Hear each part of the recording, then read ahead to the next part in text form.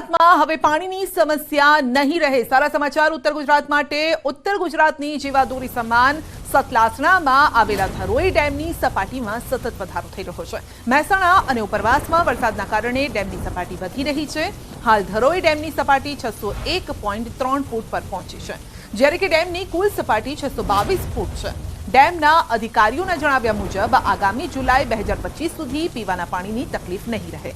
ધરોઈ ડેમમાંથી બનાસકાંઠા, મહેસાણા, સાબરકાંઠા અને પાટણ જિલ્લાને પીવાનું પાણી આપવામાં આવે છે।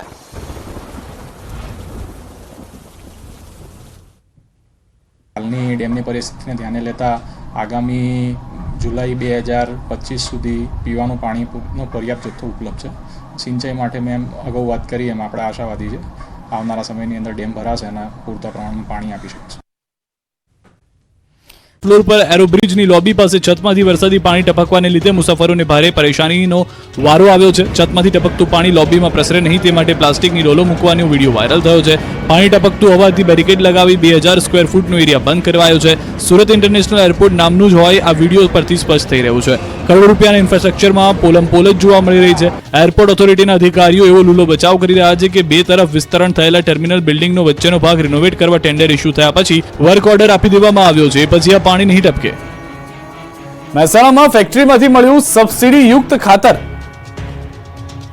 એક તરફ ખેડૂતો ખાતરમાંથી ચળવળી રહ્યા છે, બીજી તરફ ખાનગી ફેક્ટરીમાંથી ખાતરનો જથ્થો મળતા ખળભળાટ મચી ગયો છે। સરકાર દ્વારા ખેડૂતોને સબસિડી યુક્ત ખાતર આપી સહાય કરવામાં આવે છે, પરંતુ ખેડૂત સુધી સહાય પહોંચવાની તો વાત બાજુમાં રહી, અહીં તો ખાતર જ બારોબાર સગેવગે થઈ ગયું છે। મહેસાણાના નંદાસન પોલીસ સ્ટેશન વિસ્તારમાં એક ફેક્ટરીમાં શંકાસ્પદ નીમ કોટેડ યુરિયા ખાતરનો જથ્થો મળતા ખળભળાટ મચી ગયો। લક્ષ્મીપુરા ગામની સીમમાં ફેક્ટરીમાં દરોડા પાડવામાં આવ્યા। 50 બોરી નીમ કોટેડ ખાતર પકડાયું। નીમ કોટેડ યુરિયા ખાતર કે જે ખેડૂતો સુધી પહોંચવું જોઈએ તેની જગ્યાએ અહીં દેખાતી આ ફેક્ટરીમાં લેવાતું હોવાનું સામે આવ્યું। ખેડૂતોને ઉપયોગમાં લેવાનું ખાતર ફેક્ટરીમાં શું કરે છે તે જોતા જ સવાલ ઉભો થાય છે। સરકારી ખાતર ફેક્ટરીમાં આવ્યું હોય તો આવ્યું ક્યાંથી, અને આ ફેક્ટરી સંચાલક સરકારી ખાતર કેમ મંગાવતો હતો? નંદાસરના લક્ષ્મીપુરા ગામની સીમમાં એસઓજી પોલીસે બાતમીમાં વોચ કરી હતી। આ વોચમાં લક્ષ્મીપુરા ગામની સીમમાં આવેલી એક પ્લાયવુડ બનાવતી ફેક્ટરી માટે ઉપયોગમાં લેવાતા કેમિકલની ફેક્ટરીમાં ટ્રેક્ટરમાં લઈ જવાતું 50 બોરી નીમ કોટેડ યુરિયા ખાતર ઝડપી લેવાયું, જેની કિંમત ₹13,325 અને ₹2.5 લાખની કિંમતનું ટ્રેક્ટર તેમજ મોબાઈલ મળી ₹2,68,000નો મુદ્દામાલ જપ્ત કરાયો।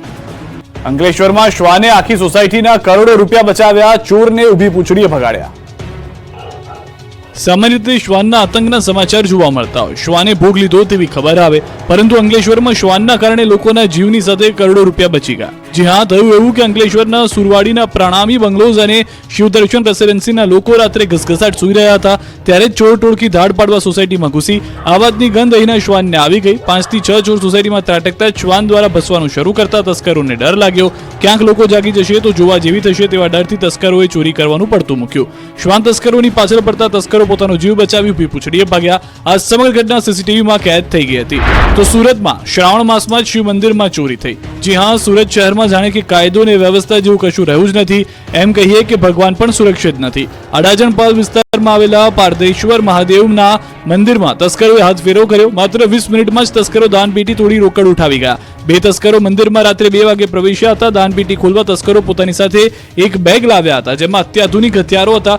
લોકો કોઈ સમજે તે પહેલા જ તસ્કરો પોતાનું કામ કરી નીકળી ગયા હતા। ચોરીની સમગ્ર ઘટના મંદિરમાં લગાવેલા સીસીટીવી ફૂટેજમાં કેદ થઈ હતી।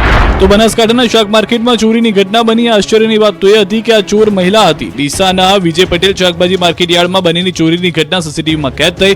રિટેલ શાકભાજીના વેપારીની નજર ચૂકવી મહિલાએ ગલ્લામાંથી પૈસાની ઉઠાંતરી કરી। દ્રશ્યોમાં જોઈ શકાય છે કે શાકભાજી ખરીદવાના બહાને મહિલા વેપારીની દુકાને પહોંચી વેપારીની નજર ચૂકવી પૈસા લીધા। વેપારી શાકભાજી તોલતો રહ્યો અને મહિલા પૈસા કાઢી લીધા। સમગ્ર ઘટના સીસીટીવીમાં કેદ થતા મહિલા ઝડપાઈ ગઈ અને વેપારીઓએ મહિલાને ઝડપી પાડી પોલીસ હવાલે કરી। ગીર સોમનાથમાં સિંહોને લટાર મારતા વિડીયો વાયરલ થઈ રહ્યા છે, ત્યારે આજે વધુ એક વિડીયો સામે આવ્યો છે। જો કે આ વિડીયોમાં એક નહીં પણ એક સાથે 10 સિંહોનું ટોળું દેખાયું। 5 માદા સિંહ અને 5 સિંહ બાળ મળી કુલ 10 સિંહો મોબાઈલ કેમેરામાં કેદ થયા। ટ્રેક્ટર લઈને જતા ખેડૂતને રસ્તા પર સિંહનો ભેટો થયો। સોશિયલ મીડિયા પર આ વિડીયો વાયરલ થયો છે।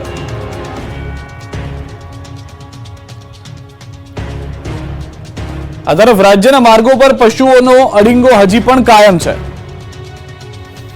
ચોમાસું શરૂ થતા રાજ્યભરના રોડ પર પશુઓ અડીંગો જમાવવાનું શરૂ કરી દીધું છે, ત્યારે સાણંદના હાલ પણ બેહાલ થયા છે. સાણંદના રોડ પર પશુઓનો આતંક શરૂ થઈ ગયો છે. પશુપાલકોને જાણે કોઈ કાયદાનો ડર જ ન હોય તે રીતે લોકોના જીવને જોખમમાં મૂકવા માટે પોતાના પશુઓને છોડી મૂકે છે. સાણંદના રોડ પર પસાર થાવ એટલે તમારું સ્વાગત પશુઓ કરે. રસ્તા પર ઢેર ઢેર રખડતા પશુઓ અડીંગો જમાવી રાખ્યો છે. રોડના ત્રાસથી વાહન ચાલકો હેરાન પરેશાન છે. માત્ર દિવસે જ નહીં, રાત્રે પણ રસ્તાને રખડતા ઢોર બાનમાં લઈ લે છે. પશુને કારણે લોકોને અકસ્માત થવાની ભીતિ સર્જાઈ રહી છે. સ્થાનિક વહીવટીતંત્ર ઘોર નિંદ્રામાં હોય એવું લાગી રહ્યું છે. આ બાજુ આણંદ અને આજુબાજુના નગર, વિદ્યાનગર, કરમસદ રસ્તે રખડતા પશુઓની સમસ્યાને કારણે સ્થાનિકો પરેશાન છે. પશુ રસ્તા વચ્ચોવચ્ચ બેસી જતા વાહન ચાલકોને વાહન ક્યાં ચલાવવું તે માટે રોડ શોધવા પડે છે. રાજકોટમાં આ વખતે લોકમેળો થશે કે નહીં તેને લઈને અસમંજસ છે. મેળાના આડે હવે 17 દિવસ બાકી છે. તેવામાં નિયમોને લઈને વહીવટીતંત્ર અને રાઇડના સંચાલકો વચ્ચે ખેંચતાણ છે. રાઇડ સંચાલકો પોતાની માંગને લઈને અડગ છે. રાજકોટ જિલ્લા કલેક્ટર કચેરી ખાતે રાઇડ સંચાલકો અને વહીવટીતંત્રના અધિકારીઓ વચ્ચે બેઠક યોજાઈ. આ બેઠકમાં અધિકારીઓએ રાઇડ સંચાલકોની માંગણીઓ શાંતિપૂર્વક સાંભળી. જોકે રાઇડ સંચાલકોની મુખ્ય 3 માંગ છે, જે સરકારની એસઓપી વિરુદ્ધની હોવાથી તેમાં અધિકારીઓએ ઘસીને ના પાડી દીધી.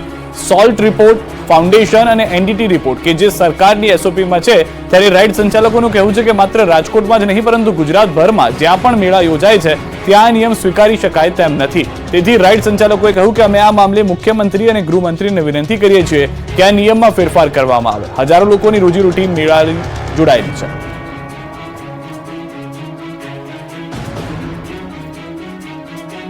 રાજ્યભરમાં 10 ઓગસ્ટથી ભાજપ યોજશે તિરંગા યાત્રા. રાજકોટથી થશે શરૂઆત. ગાંધીનગરમાં ભાજપ પ્રદેશ કાર્યાલય પર મહત્વની બેઠક મળી હતી. કેન્દ્રીય જળશક્તિ મંત્રી અને પ્રદેશ પ્રમુખ સી.આર. પાટીલની ઉપસ્થિતિમાં ગાંધીનગરના કોબા કમલમ પર બેઠક મળી, જેમાં તિરંગા યાત્રા અને સ્થાનિક સ્વરાજની ચૂંટણીને લઈને ચર્ચા કરવામાં આવી. 15 ઓગસ્ટની શાનદાર ઉજવણી માટે રાજ્યભરમાં 10 ઓગસ્ટથી ભાજપ તિરંગા યાત્રા કાઢશે, જેની શરૂઆત રાજકોટથી કરાશે. 10 ઓગસ્ટે ભાજપની તિરંગા યાત્રાની શરૂઆત રાજકોટથી થશે, જે તિરંગા યાત્રામાં મુખ્યમંત્રી ભૂપેન્દ્ર પટેલ પણ ઉપસ્થિત રહેશે. અધ્યક્ષ જેપી નડ્ડા અભિયાનનો પ્રારંભ કરાવશે. રાજકોટમાં 50,000થી વધુ લોકો તિરંગા યાત્રામાં જોડાશે. 11 ઓગસ્ટે સુરતમાં તિરંગા યાત્રાનું આયોજન કરવામાં આવશે. સુરતમાં 1 લાખથી વધુ લોકો તિરંગા યાત્રામાં જોડાશે. સુરતની તિરંગા યાત્રામાં મુખ્યમંત્રી અને સી.આર. પાટીલ જોડાશે. 14 અને 15 ઓગસ્ટે હર ઘર તિરંગા યાત્રા યોજાશે. યાત્રાને સફળ બનાવવા મંડળ પ્રમુખથી લઈને મંત્રીએ જવાબદારીઓ સોંપી દેવામાં આવી છે.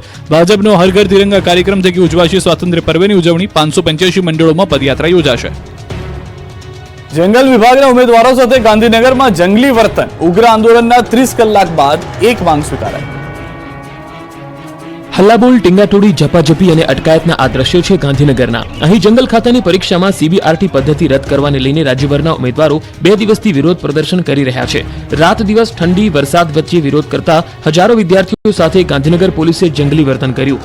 ગાંધીનગરમાં રામકથા મેદાન ખાતે આંદોલન કરનાર ઉમેદવારો અને પોલીસ વચ્ચે સવારથી ચકમક અને રકઝકના દ્રશ્યો સામે આવ્યા.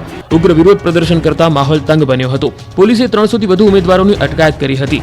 એટલી મોટી સંખ્યામાં ઉમેદવારો વિરોધ કરતા હતા કે પોલીસનો ડબ્બો નાનો પડ્યો હતો. અટકાયત કરાયેલા ઉમેદવારોને પોલીસ સ્ટેશને લઈ જવા માટે બસ બોલાવી પડી હતી. બસની બારીઓમાંથી પણ ઉમેદવારોએ હલ્લાબોલ કર્યો, સૂત્રોચ્ચાર કર્યો. તેઓને કરાઈ ખાતે લઈ જવામાં આવ્યા છે. નોંધનીય છે કે સીબીઆરટી પદ્ધતિ અને નોર્મલાઇઝેશન કર્યા બાદ પીડીએફ જાહેર કરવાની માંગ સાથે ઉમેદવારોએ સોમવારથી ગાંધીનગર રામકથા મેદાનમાં આંદોલન શરૂ કર્યું હતું. રામકથા મેદાનમાં પોલીસ દ્વારા ચુસ્ત બંદોબસ્ત મૂકવામાં આવ્યો હતો. આંદોલન કરવાની પરમિશન આપવામાં આવી ન હોવાથી પોલીસ દ્વારા કાર્યવાહી કરવામાં આવી. સુરતમાં રિક્ષાના થંભિયા પડ્યા, મુસાફરો પરેશાન.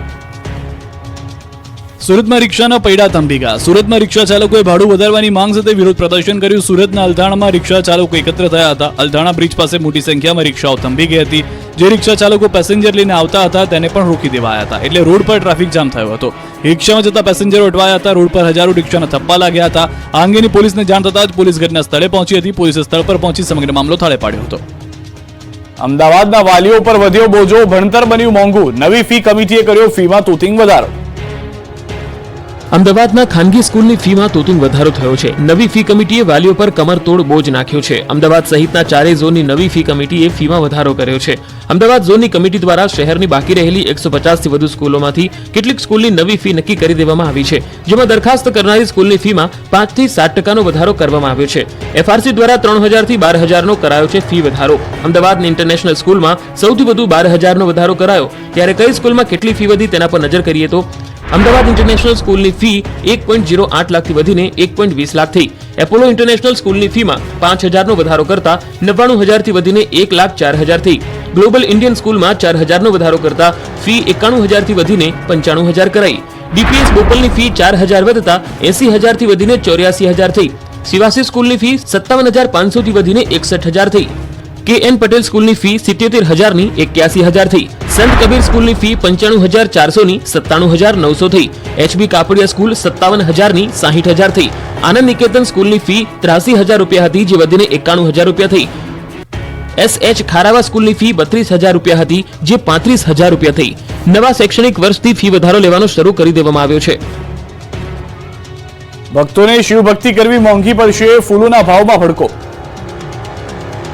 પવિત્ર શ્રાવણમાં શરૂ થતા જ શિવ ભક્તોને ભક્તિ મોંઘી પડવાની છે, કેમ કે શ્રાવણમાં શરૂ થતા જ ફૂલોના ભાવ જોરદાર ફૂલ્યા છે. શ્રાવણ મહિનાની શરૂઆતમાં જ ફૂલોના ભાવ આસમાને પહોંચ્યા છે. સામાન્ય દિવસોમાં જે ફૂલનો ભાવ 40 થી 50 રૂપિયા પ્રતિ કિલો મળી રહ્યા હતા તેના ભાવ હાલમાં 300 થી 400 રૂપિયા પ્રતિ કિલો છે. તેથી ભક્તોને આ વર્ષે શિવજીની આરાધના માટે ફૂલોમાં કાપ મૂકવો પડે તેવી શક્યતા છે. અમદાવાદના જમાલપુર ખાતે આવેલા સૌથી મોટા હોલસેલ ફૂલ બજારમાં ફૂલના ભાવમાં ઉછાળો જોવા મળી રહ્યો છે. 40 થી 50 કે 100 રૂપિયા કિલો મળતા ગુલાબના ફૂલ હાલ 300 થી 400 રૂપિયા પ્રતિ કિલોના ભાવે મળી રહ્યા છે. આ ઉપરાંત ગલગોટા જે 30 થી 40 રૂપિયા કિલોના ભાવે વેચાતા હતા તે અત્યારે 100 થી 120 રૂપિયાના કિલોના ભાવે વેચાય છે. તેમજ કેસરી ગલગોટાનો ભાવ 40 થી 50 રૂપિયા પ્રતિ કિલો હતો તે હાલમાં 150 થી 200 રૂપિયા પહોંચ્યો છે. તો બીજી તરફ સુશોભનમાં અને પૂજાહારમાં વપરાતા કુલ 80 થી 100 રૂપિયા પ્રતિ કિલો મળતા હતા તે હાલ 250 થી 300 રૂપિયા પ્રતિ કિલો મળી રહ્યા છે. ત્યારે લીલીના ફૂલ 500 રૂપિયા કિલો મળી રહ્યા છે. કમળના ફૂલના ભાવમાં પણ વધારો જોવા મળી રહ્યો છે. 10 રૂપિયામાં 2 કે 3 કમળના ફૂલ મળતા હતા તે હાલ 10 થી 15 રૂપિયામાં એક ફૂલ મળી રહ્યું છે. બીલીપત્રની 50 રૂપિયાની એક જોડી મળી રહી છે. વેપારીઓના મતે એક તરફ વરસાદને કારણે ફૂલની આવક થોડી ઘટી છે, પરંતુ તેની સામે માંગ વધી છે, જેના કારણે ફૂલ મોંઘા થયા છે. નાસિક, નારેશ્વર, ધોળકાથી ગુલાબ આવી રહ્યા છે, જો કે આગામી દિવસોમાં પણ તેજી યથાવત રહેશે તેવું વેપારી જણાવી રહ્યા છે. રાજકોટ મનપાના પૂર્વ ચીફ સિટી એન્જિનિયર અલ્પના મિત્રાના ઘરે વિજિલન્સના દરોડા, મળ્યા દસ્તાવેજ. 20 લાખની લાંચ કેસનો આંક 1.5 કરોડે પહોંચ્યો છે. રાજકોટ મનપામાં ભ્રષ્ટાચાર અધિકારીઓની લાંબી યાદી થતી જાય છે. મ્યુનિસિપલ કમિશનરના આદેશ બાદ પૂર્વ chief city engineer alpana Mitra સામે તપાસ શરૂ કરાઈ છે. અલ્પના મિત્રા સામે વિજિલન્સ તપાસમાં ઘરમાંથી દસ્તાવેજો મળી આવ્યા છે. ડ્રેનેજ શાખા, વોટરવર્ક શાખાની જુદી જુદી 40 ફાઇલો તેમના ઘરેથી મળી આવી છે. સાથે જ મેજરમેન્ટ બુક, બિલ સહિતના દસ્તાવેજી પુરાવા પણ મળ્યા. અલ્પના મિત્રાએ ત્યાં કોણ કોણ ફાઇલ લઈને ગયું હતું તે પણ સ્પષ્ટ થઈ ચૂક્યું છે. જોકે અલ્પના મિત્રા દસ્તાવેજની વાતથી અજાણ હોવાનો ડોળ કરતા દેખાયા. રાજીનામું મંજૂર થયા બાદ પણ કોઈ પણ અધિકારી કે કર્મચારી ફાઇલોમાં સહી તેમજ અન્ય કોઈ પણ બાબતે નિર્ણય ન લઈ શકે. ત્યારે આ મામલે